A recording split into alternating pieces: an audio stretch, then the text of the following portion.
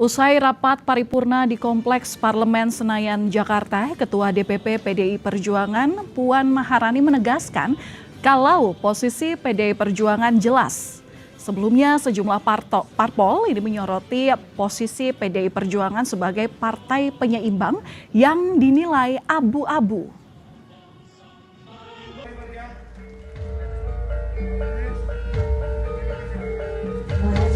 Belakangan ini PDIP sempat disorot juga terkait yang posisi penyeimbang di pemerintahan. Nah, mungkin ada tanggapan kan dari Mbak Puan, soalnya disebut mungkin posisi PDIP ini dinilai abu-abu gitu. Makasih Mbak Puan. Enggak kok, kita jelas.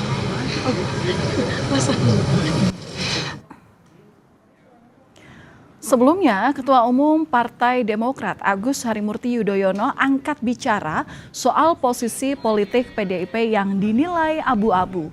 AHY menyebut Partai Demokrat menghormati sikap dan kepentingan politik setiap parpol.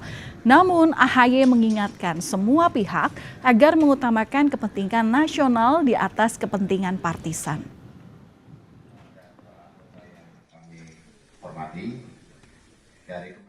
Tahun 2026 menuju 2029 juga masih agak lama, jadi saya menghormati semua partai politik yang memiliki sikap dan pandangan tertentu.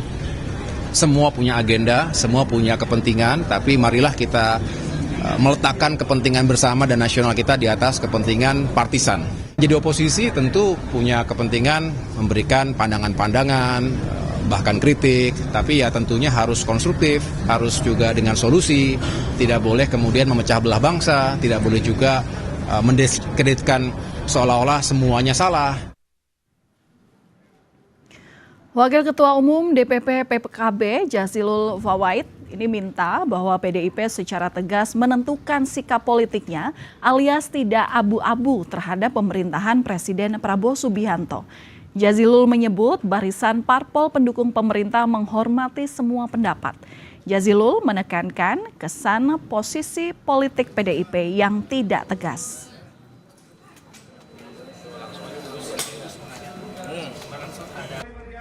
Ya, jangan abu-abu sikapnya.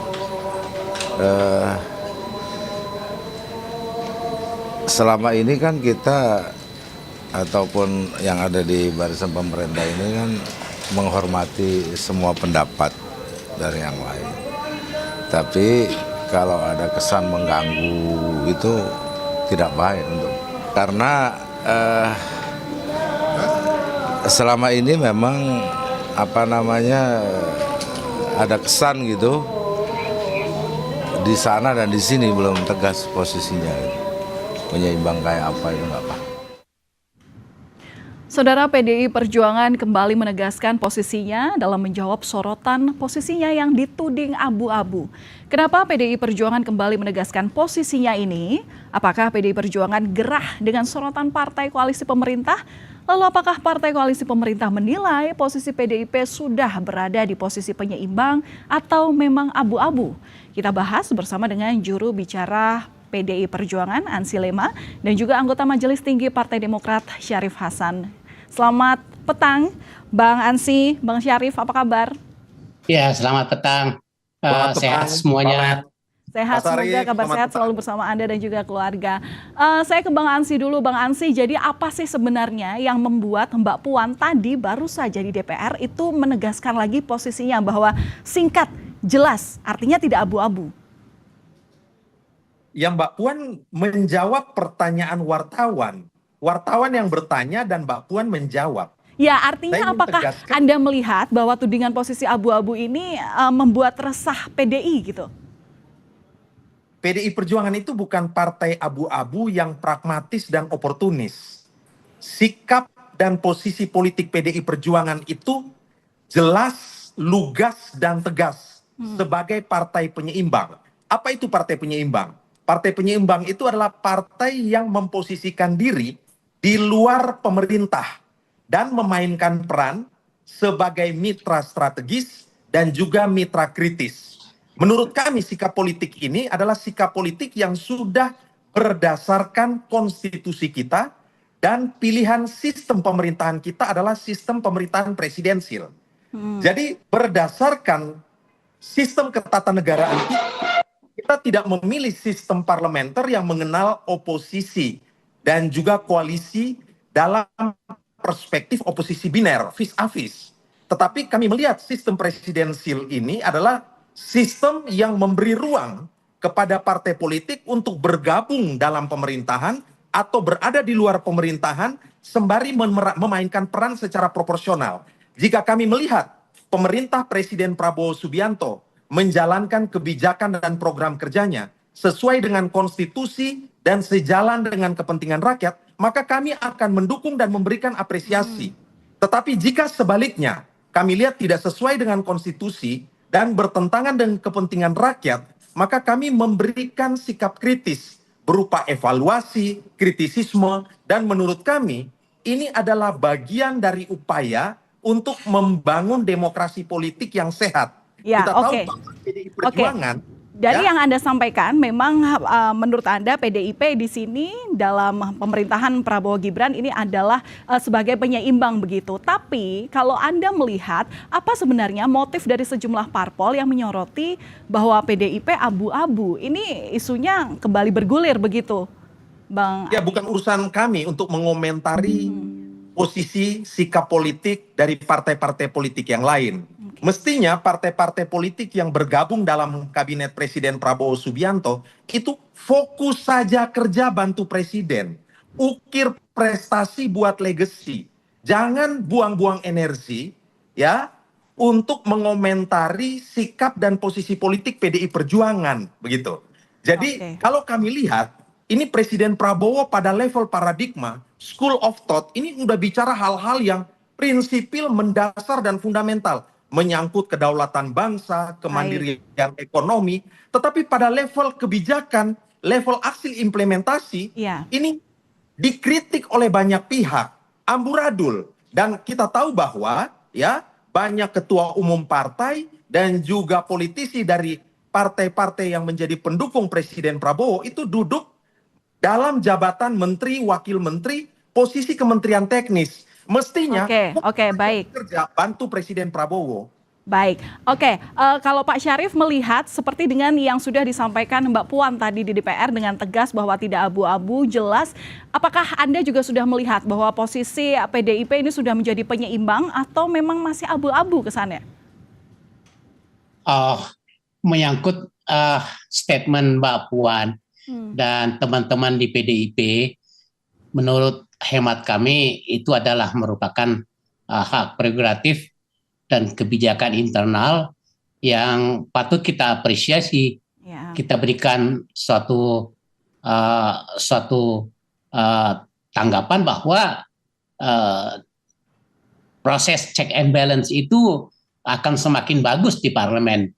Dan kalau PDIP dalam hal ini sama dengan yang pernah dilakukan oleh Demokrat juga sebagai pernah menjadi the ruling party dan juga pernah menjadi oposisi, tentu proses demokrasi itu di dalam mengawal pemerintahan itu saya pikir akan memperkaya alam demokrasi ini, karena itu juga memang sudah diamanatkan oleh konstitusi.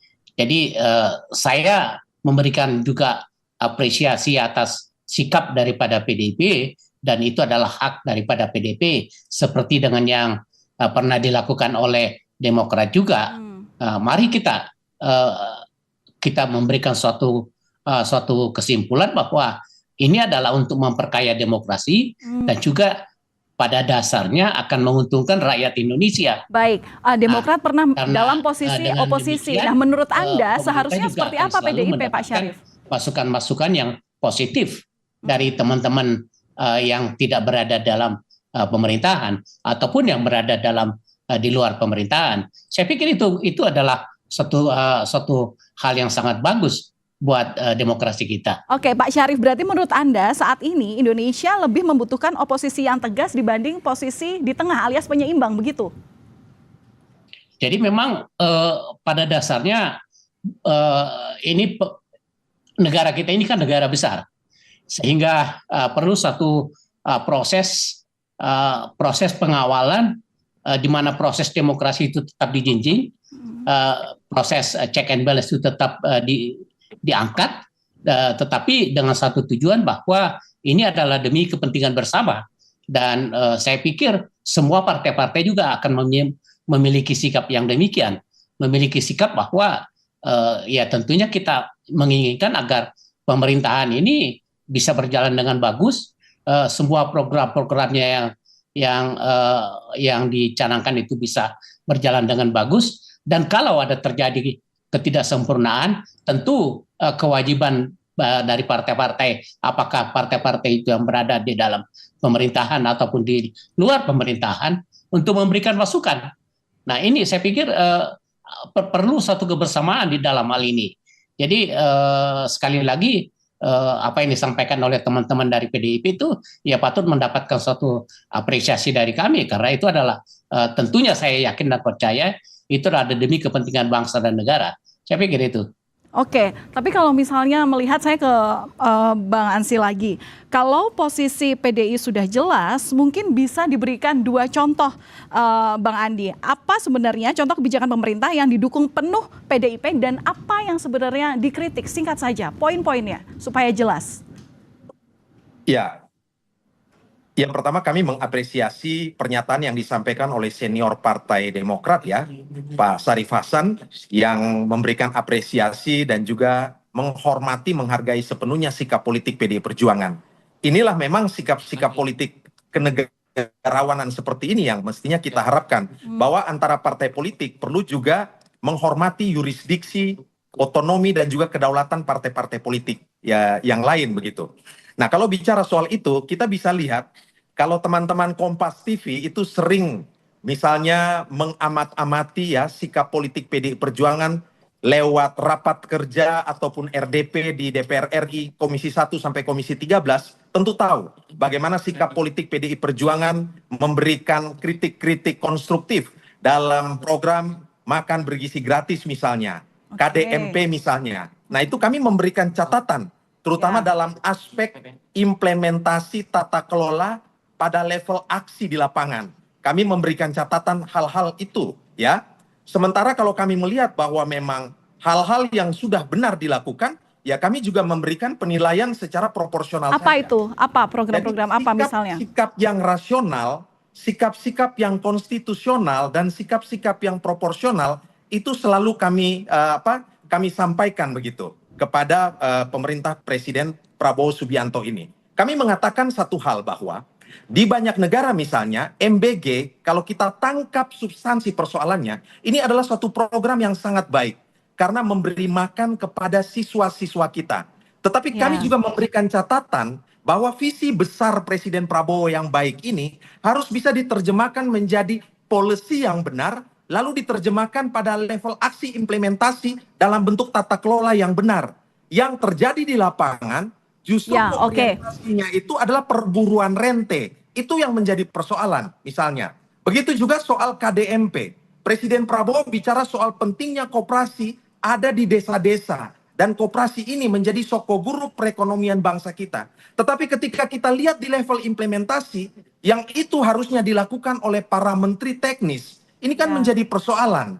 Ya, bukankah itu merupakan kritisisme yang didasarkan pada data yang valid dan akurat, proses penalaran yang benar, dan kami sampaikan itu secara rasional dan proporsional saja begitu. Baik, Bang Ansy, kalau begitu, jadi kalau Anda lihat dari motif politik di balik tudingan ini bagaimana? Di balik tudingan oleh Demokrat. Kami juga memberikan apresiasi misalnya. Jika di masa lalu ya kita tahu bahwa para petani kerap kali berteriak, mengeluhkan soal sulitnya mendapatkan pupuk subsidi.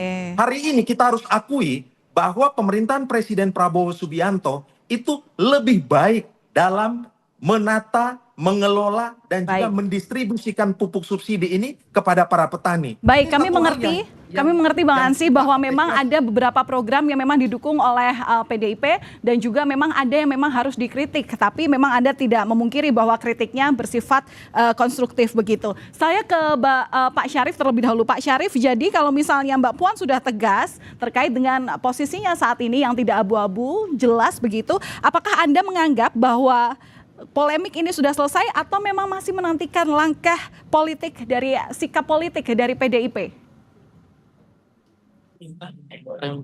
Pak Syarif? Halo, tolong diulangi, baru masuk. Saya baru masuk, Mbak. Oke Pak Syarif, jadi saya ulang, kalau misalnya Mbak Puan tadi sudah menyampaikan bahwa posisinya tegas, tidak abu-abu, apakah Anda menganggap atau Demokrat menganggap bahwa Halo. polemik ini sudah selesai atau memang masih menantikan sikap politik dari PDIP sendiri? Terus terang saja, apapun sikap PDIP dalam hal ini tentu kita memberikan apresiasi karena itu adalah hak independensi setiap partai dan partai manapun tidak bisa memberikan suatu komentar ataupun tanggapan. Tetapi kami memiliki suatu persepsi yang sama bahwa apapun kebijakan teman-teman di PDIP itu adalah demi kepentingan rakyat dan demi kepentingan bangsa dan negara. Jadi sekali lagi mari kita berpikiran positif bahwa kebersamaan itu di dalam membangun bangsa sangat dibutuhkan oleh bangsa ini dan di dalam membangun itu proses demokrasi juga harus kita kedepankan sehingga iklim dari pembangunan itu betul-betul dirasakan oleh rakyat. Nah, sekali lagi ya kita tunggu bagaimana perkembangan ke depan. Kami tetap berpikiran positif bahwa semuanya ini adalah demi kepentingan bersama dan demi kepentingan bangsa dan negara. Saya pikir itu dan kita adalah mitra dan tentunya kita harus bekerja sama untuk bergandengan tangan untuk mensukseskan apa yang diinginkan oleh rakyat. Saya pikir itu, Mbak. Baik, terima kasih sudah berbagi pandangannya bersama kami di Kompas Petang, juru bicara Partai Demokrasi Indonesia Perjuangan, Bang Ansi Lema, dan juga anggota Majelis Tinggi Partai Demokrat, Pak Syarif Hasan. Terima kasih, salam sehat selalu. Terima kasih.